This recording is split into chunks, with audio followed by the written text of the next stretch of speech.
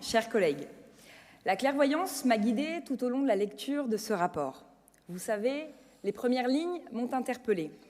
Je me suis dit, ce dossier est cohérent avec ce que nous proposons au Rassemblement national depuis de nombreuses années, notamment durant la dernière élection présidentielle.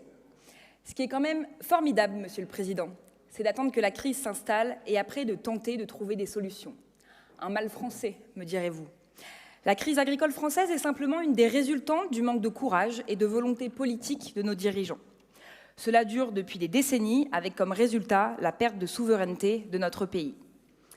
Toutefois, nous pouvons reconnaître votre volonté du « en même temps », c'est-à-dire soutenir le président Macron et sa majorité dans leur politique inefficace. Et en même temps, vous avez gardé une part de lucidité sur les dégâts collatéraux du macronisme.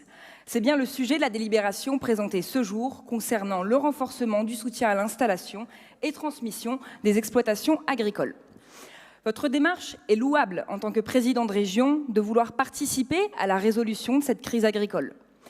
Mais pourquoi vous nous présentez ces différents volets qui sont évidemment bénéfiques alors que vous soutenez la stratégie européenne de la ferme à la fourchette ?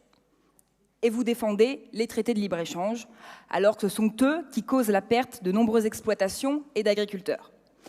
Tout le monde sait bien que les traités de libre-échange sont destructeurs pour notre agriculture. Dois-je vous rappeler que cette dernière est reconnue comme la plus vertueuse au monde? En définitive, vous êtes le pompier pyromane du soldat Macron.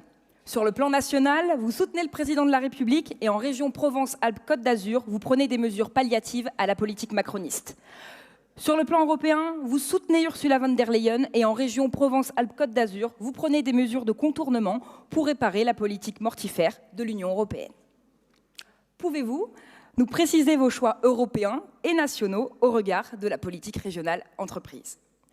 Où est votre cohérence? Enfin, quant à nous, par souci de cohérence avec les idées que nous défendons et notre soutien continu à la profession agricole, nous sommes favorables à cette délibération. Je vous remercie.